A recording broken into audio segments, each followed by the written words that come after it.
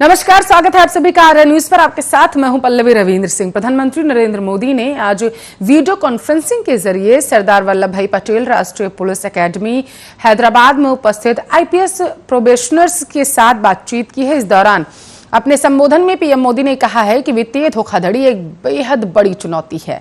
इसने अपराध को थानों, जिलों और राज्यों की सीमा से बाहर निकालकर राष्ट्रीय और अंतर्राष्ट्रीय चुनौती बना दिया। इससे निपटने के लिए सरकार कई कदम उठा रही है। पीएम मोदी ने आगे अपनी बात को बढ़ाते हुए कहा कि फिटनेस पुलिस के लिए बेहद जरूरी है।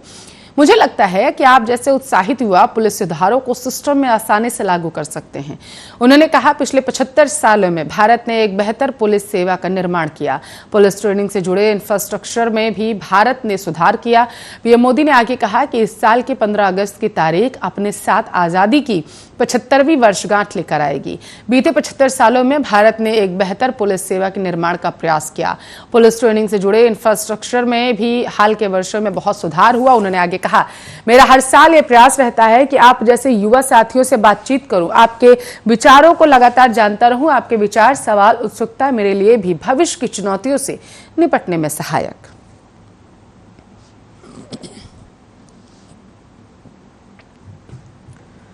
तो वाइस एडमिरल एसएन घोरमडे ने आज vice admiral G Ashok Kumar की जगह नौसेना के नए उप प्रमुख के रूप में पदभार ग्रहण कर लिया है। जी अशोक कुमार आज रिटायर हो गए हैं। इससे पहले Ghormade integrated defence staff headquarter में एकीकृत रक्षा स्टाफ के उप प्रमुख थे। घोरमडे ने पूर्वी नौसेना कमान के चीफ ऑफ स्टाफ के साथ नौसेना ऑपरेशंस के महानिदेशक के रूप में भी काम किया। वे राष्ट्रीय रक्षा अकेडमी से ग्रेजुएट हैं और 1 जनवरी 1984 के भारतीय नौसेना में शामिल हुए थे। उन्होंने पिछले 35 वर्षों में गाइडेड मिसाइल फ्रिगेटेड आईएनएस ब्रह्मपुत्र, पनडुब्बी रेस्क्यू पोत आईएनएस निरीक्षक और माइन स्वीपर आईएनएस एलएफपी की कमान सहित विभिन्न ऑपरेशंस और स्टाफ अपॉइंटमेंट्स की जिम्मेदारी संभाली थी। इसके साथ साथ घोरमडे विदेशी मंत्रालय के सैन्य मामलों के अलावा डायरेक्टर ऑफ पर्सनल नौसेना प्लान, डायरेक्टर ऑफ नौसेना मुख्यालय में ज्वाइंट डायरेक्टर रह चुके हैं।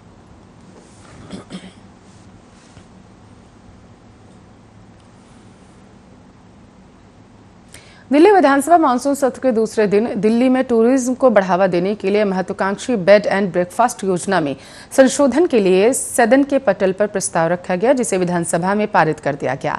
अब बेड एंड ब्रेकफास्ट योजना के तहत मकानों का 90 दिन के बजाय 30 दिन में ही रजिस्ट्रेशन हो जाएगा। दिल्ली सरकार के जरिए मिली जानकारी के मुताबिक बेड एंड ब्रेकफास्ट योजना के तहत अब तक 347 मकानों के 1630 कमरे रजिस्टर्ड हो चुके हैं।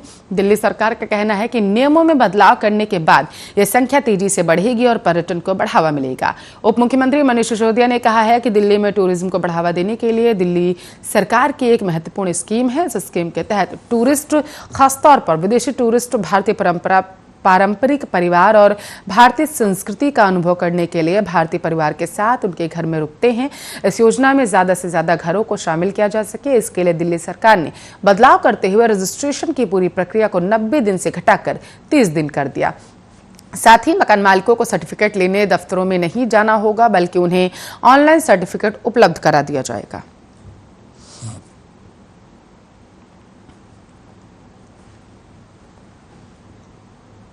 तो अमेरिका के लिए एयर इंडिया अपनी फ्लाइट्स की संख्या में इजाफा करने जा रहा है। दरअसल अमेरिका में इस समय एडिशनल का दौर चल रहा है और इस एडमिशन का दौर चल रहा है। इसी के साथ साथ जिसे देखते हुए एयर इंडिया ने अपनी फ्लाइट की संख्या को बढ़ाने का फैसला किया। कई स्टूडेंट्स की ओर से इस संबंध में सोशल मीडिया पर मांग की गई।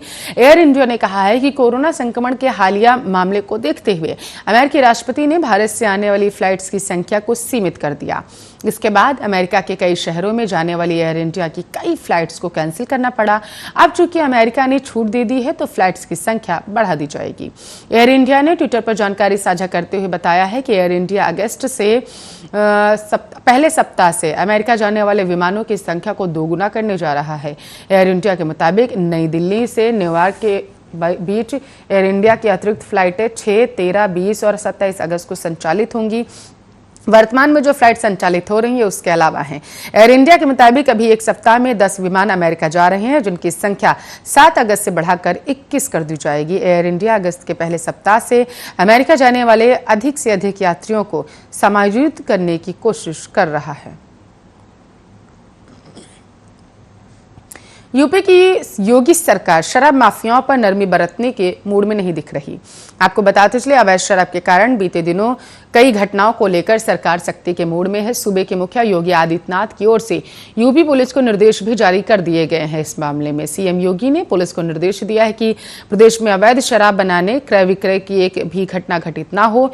योगी ने पुलिस को अवैध शराब के ठिकानों पर छापा मारने को भी कहा। उन्होंने पुलिस को अवैध शराब के खिलाफ प्रदेशव्यापी अभियान और तेज करने का भी निर्देश दिया है। साथ ही पुलिस से कहा गया है कि वो जो भी दोषी पाया जाता है उसके खिलाफ सख्ती से कार्रवाई की जाए। अवैध शराब को लेकर यूपी सरकार तेजी से कार्रवाई कर रही है। एक रिपोर्ट के मुताबिक बीते एक हफ्ते में छापेमारी के दौरान आबकारी विभाग ने छापेमारी में 31,000 लीटर से ज्यादा कच्ची शराब बरामद कर ली। इसके अलावा सैकड़ों कारोबारियों को गिरफ्तार भी कर लिया गया है। इस दौरान पुलिस ने 942 मुकदमे भी दर्ज कर लिए।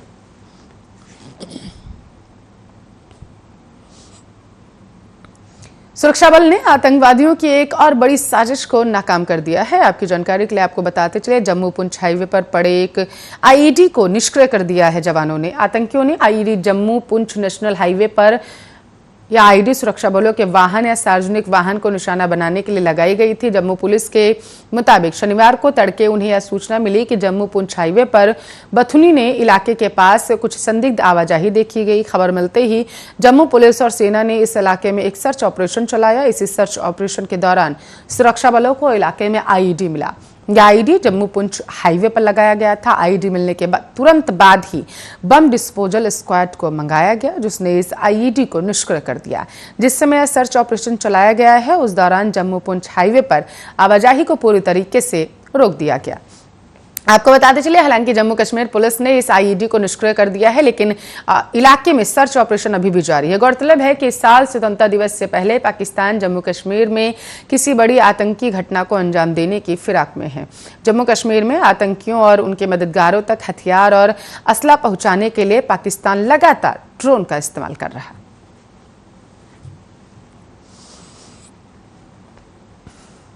देश में जानलेवा कोरोना वायरस की दूसरी लहर बरकरार है। पिछले 24 घंटों में कोरोना वायरस के 41,649 नए मामले सामने आ चुके हैं। वहीं 593 लोगों की जान चली गई है।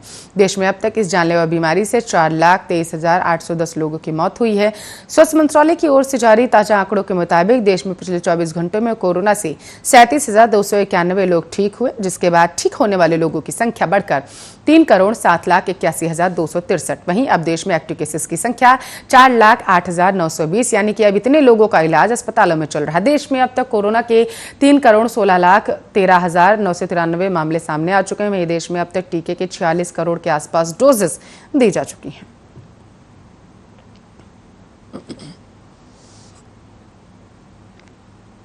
तो वहीं जम्मू कश्मीर में सुरक्षा बलों को आज बड़ी कामयाबी हाथ लगी। यहां पुलवामा जिले के नागबेरान तारसार वन क्षेत्र में बीच तड़के से सुरक्षा बलों आतंकियों के बीच मुठभेड़ चल रही थी। इस मुठभेड़ में सुरक्षा बलों ने 2 आतंकवादियों को मार गिराया है। कश्मीर जोन पुलिस ने जानकारी दी है कि फिलहाल इलाके में सर्च ऑपरेशन अभी भी जारी है।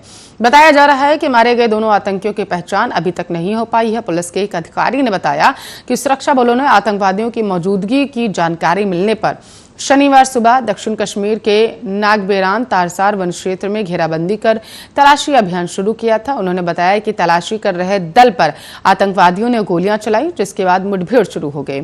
सुरक्षा बलों ने भी जवाबी कार्रवाई की, जिसमें 2 आतंकी ढेर हो गए थे। वहीं आपको बताते चले कि पिछले दिनों गिरफ्तार आतंकियों की सूचना के आधार पर आज एनआईए ने जम्मू कश्मीर में अनंतनाग, शोपिया, बनिहाल समेत 14 ठिकानों पर छापेमारी की।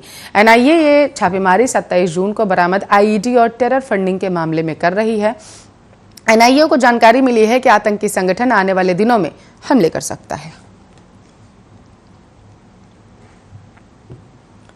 फिरोजपुर का रुख करते हैं। पंजाब के फिरोजपुर बॉर्डर पर आज बॉर्डर सिक्योरिटी फोर्स यानी कि बीएसएफ ने पड़ोसी देश पाकिस्तान के 2 घुसपैठियों को मार गिराया है। यह घटना बीती रात करीब 8:45 बजे के आसपास की बताई जा रही है। बीएसएफ ने दोनों घुसपैठियों को रुकने के लिए कहा, लेकिन दोनों बीएसएफ की चेतावनी को नजरअंदाज करते हुए इसके बाद आगे बढ़ने लगे तो बीएसएफ ने इन्हें मार गिराया। बताया जा रहा है कि घटना के बाद फिरोजपुर बॉर्डर के आसपास के इलाकों में अब बीएसएफ ने सर्च ऑपरेशन चलाना शुरू कर दिया है। घुसपैठिए ऐसे वक्त मारे गए हैं जब पिछले कई दिनों से पंजाब और जम्मू कश्मीर के बॉर्डर पर पाकिस्तानी ड्रोन की एक्टिविटी देखी गई। बॉर्डर पर तस्कर काफी सक्रिय हैं। फिलहाल बीएसएफ इलाके में सर्च ऑपरेशन चलाकर ये देख रही है कि बॉर्डर पर मारे गए इन दोनों घुसपैठियों के दोस्त तो नहीं छिपे। इसकी भी जांच की जा रही है कि कहीं ये घुसपैठी अपने साथ हथियार या ड्रग्स लेकर तो नहीं दाखिल हुए। आज पुलवामा जिले के नागबेरान तारसार वन क्षेत्र में सुरक्षा बलों और आतंकियों के बीच मुठभेड़ में 2 आतंकियों को मार गिराया गया है और बताया जा रहा है कि मारे गए दोनों आतंकियों की पहचान अभी तक नहीं हो पाई। पुलिस के एक अधिकारी ने बताया कि सुरक्षा बलों ने आतंकवादियों की मौजूदगी की जानकारी मिलने पर शनिवार सुबह दक्षिण कश्मीर के नागबैरान तारसार वन क्षेत्र में घेराबंदी कर तलाशी अभियान शुरू किया था।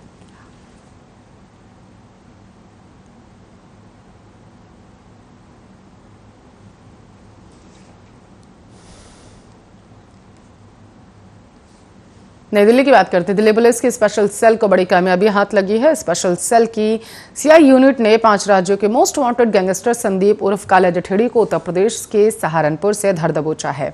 दिल्ली पुलिस की स्पेशल सेल ने काला जठेड़ी पर मकोका लगाया हुआ था। इस मामले से जुड़ी बड़ी बातें आपको बताते चलें तो गैंगस्टर काला जठेड़ी पर 7 लाख का इनाम था और इसके खिलाफ दिल्ली, पंजाब, हरियाणा, राजस्थान, पंजाब के कई मामले दर्ज थे। जठेड़ी से पहले उसके साथी लॉरेंस बिश्नोई को भी स्पेशल सेल मकोका में गिरफ्तार कर चुकी है। लॉरेंस अभी तिहाड़ जेल में है। बताया जाता है कि जठेड़ी के गैंग में लगभग 200 शार्प शूटर हैं। इस गिरोह के कुछ बदमाश विदेश में बैठकर इस गिरोह को चला रहे हैं और फरवरी 2020 में काला जठेड़ी फरीदाबाद से पुलिस हिरासत से भाग निकलने में सफल हुआ था। उसके साथियों ने वैन पर ताबड़तोड़ गोलियां बरसाकर उसे फरार करवा लिया था। पहले सूत्रों का कहना था कि जठेड़ी नेपाल के रास्ते थाईलैंड चला गया है। वहां रहते हुए वह लॉरेंस बिश्नोई के साथ मिलकर अपना गैंग चला रहा। काला जठेड़ी और लॉरेंस बिश्नोई ने अपना काली दुनिया का रिवाज चालू करते हुए अलग अलग राज्यों के अलग अलग गिरोह के साथ गठजोड़ करना शुरू कर दिया। यही वजह है कि आज की तारीख में यह गैंग दिल्ली, हरियाणा, पंजाब, चंडीगढ़, राजस्थान के सबसे बड़े गैंगों में से एक माना जाता है। पहलवान सागर धनखड़ की हत्या के मामले में भी काला जठेड़ी का नाम सुर्खियों में था। वजह थी सागर के दोस्त सोनू महाल। सोनू काला जठेड़ी का भांजा है। पुलिस सूत्रों का कहना है कि सोनू के घायल होने पर काला जठेड़ी काफी गुस्सा हो गया था और सुशील पहलवान ने जब उसे फोन करके माफी मांगी तो काला जठेड़ी ने कहा था कि ये तुमने अच्छा नहीं किया। लगभग 1 महीने पहले दिल्ली पुलिस के सूत्रों ने यह दावा किया था कि काला जठेड़ी हरियाणा में कहीं छुपा हुआ है, विदेश में नहीं। काला जठेड़ी सोनीपत के जठेड़ी गांव का रहने वाला है। वह 12वीं पास है। पहले केबल ऑपरेटर था काला जठेड़ी, लेकिन फिर अपराध की दुनिया में एक बार कदम रखने के बाद इसने कभी पीछे मुड़कर नहीं देखा।